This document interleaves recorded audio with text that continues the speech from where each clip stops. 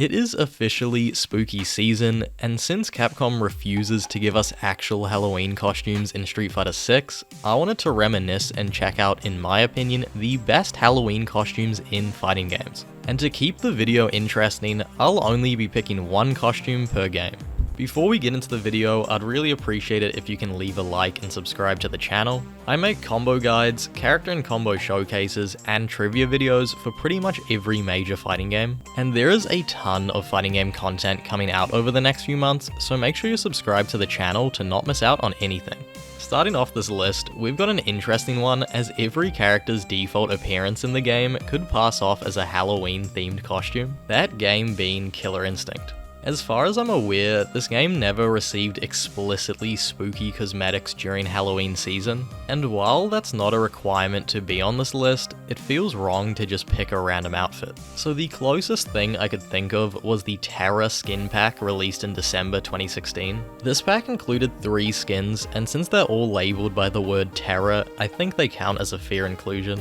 Out of the 3, earning the number 10 spot on my list is the Terra skin for Mira. This is just a recolor of her default outfit, but since Street Fighter 2, I feel colors can be defining enough to be on the level of a whole new model. And since Mira's default look is vampiric and gothic, the Joker-styled color scheme and makeup resembles a Halloween costume enough to earn itself last place on this list.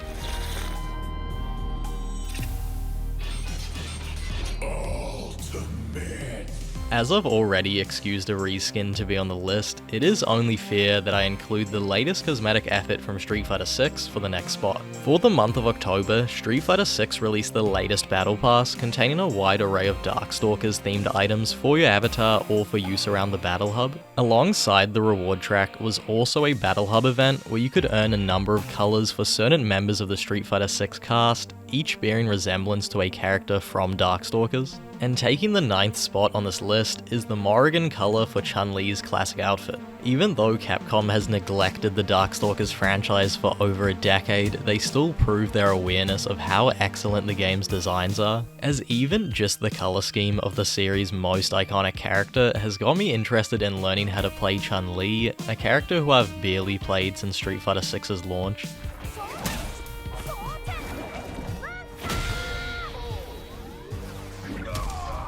Next, we've got one of the few costumes released for a game that I personally love, even though it is ugly as shit: the King of Fighters 14.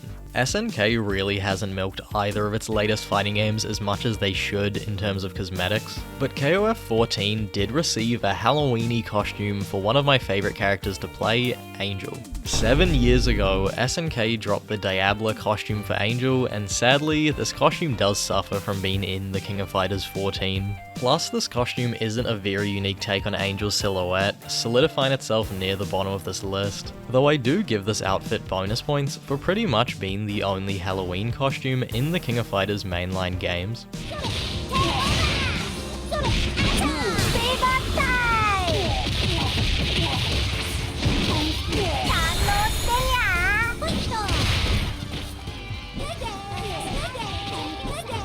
The King of Fighters mobile game has a lot of great Halloween costumes, which I would have loved to see in King of Fighters 15 as DLC. Hopefully Garrow City of the Wolves offers more alternative looks for characters aside from just colours. 7th place on this list is from a game which kind of fumbled its Halloween cosmetics: Dead or Alive 6. My problem with how Dead or Alive 6 handled Halloween costumes is the same as my problem with how the game managed cosmetics in general. There were only 2 or 3 outfits that were spread across the roster in the form of recolors rather than unique individual designs, and this was a common theme across all of the game's seasons, which I have no doubt was one of the biggest nails in the coffin when the game ended support much sooner than it should have. Although I dislike the drop as a whole, the witch costumes in Dead or Alive 6 still look great on the characters that received them. Nearing the second half of the list is a very recent release in one of the biggest modern fighting games. Added to the controversial Tekken shop, Bandai Namco released 2 sets of cosmetics, one of which can be exclusively used by the male side of the cast and the other for the woman. Out of the 2, I'm giving this spot to the Grim Reaper costume. The skull and robes just look pretty menacing, especially during certain rage arts.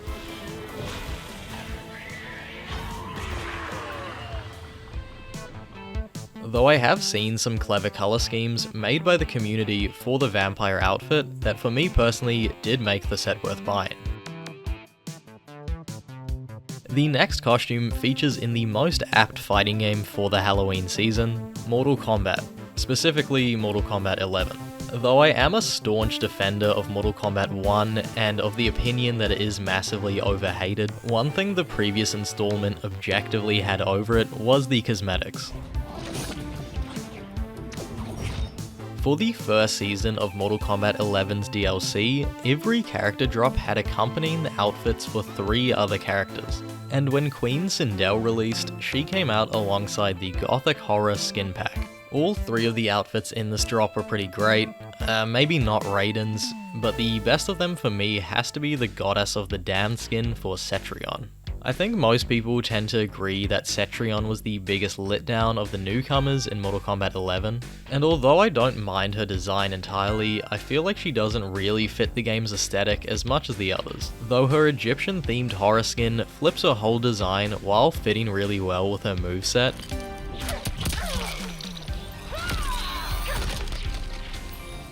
Honorable mention for Cabal's Halloween costume, which was part of the Masquerade skin pack. Usually a direct horror movie reference would guarantee a top spot for me, as there's nothing more Halloween to me than horror movies. But sadly, this costume had to be for Cabal. Next up, we've got what must be the first fighting game to have Halloween costumes, Street Fighter 4. Street Fighter 4 really opened the floodgates when it comes to cosmetic DLC in fighting games, at least in the 2D genre. The game had multiple themed costume drops for every character in the form of mini bundles containing 4 costumes for only 5 New Zealand dollars, which sounds like a pipe dream for modern fighting games. Being able to even pay for a costume with real world money instead of street bucks. Honestly, all of the bundles contain some pretty cool designs, but my favourite horror costume resides in the 2014 Challenges Horror Pack, that costume being for DiCaprio. As I mentioned earlier, there's nothing more Halloween than horror movies for me, so in this case, a reference to a horror goat like Friday the 13th is an auto favourite for me, but I have to mention my close second, which is Hakan's. Although it's not very scary, the blue skin looking straight out of Hercules, plus the unique fire effects on his head, put this costume a lot further ahead than others, such as DJ's reggae costume. The first of the top 3 costumes is one of my favourites, not just because of its design, but because the game that got this outfit has some of the best looking models in the industry. That game being Granblue Fantasy vs Rising. Granblue Fantasy vs is pretty much the first Arc System game to receive additional skins for characters. The most you'd get in some of the older BlazBlue and Guilty Gear games were previous outfits for some of the core characters, so I'm pretty sure this is the only Halloween costume Arc System has made for a fighting game, which is the Halloween outfit for Beatrix. The costume released alongside Beatrix as the final reward of a seasonal battle pass, which sadly means you can't actually get this skin anymore, at least at the time of this video. Though the developers have said that they are looking into releasing the rewards of previous battle passes. The outfit completely changes Beatrix's look, and you can change her illustration shown throughout the game to a picture of the design.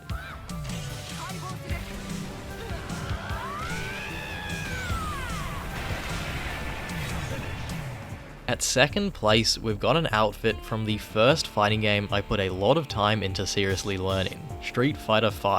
This game had some of my favourite cosmetics, period. It is really night and day how differently Capcom handled outfits in Street Fighter VI versus how they did in 5 in terms of sheer quantity. And while I've seen a surprisingly high amount of comments online bashing the quality of Street Fighter V's skins, I think the majority of them look great and still hold up 2 years into the next iteration's lifecycle. And out of all the outfits Capcom added over the years, Alex's Halloween costume from the very first Halloween drop in the game has remained as one of my favourites. I barely played Alex after his initial release in Street Fighter V, yet out of all the cosmetics that released that update, his was the first I bought. There was such a stark contrast between Alex's and Ryu's Halloween costumes compared to every alternate outfit released prior, both looking a lot more like they're from Darkstalkers rather than Street Fighter.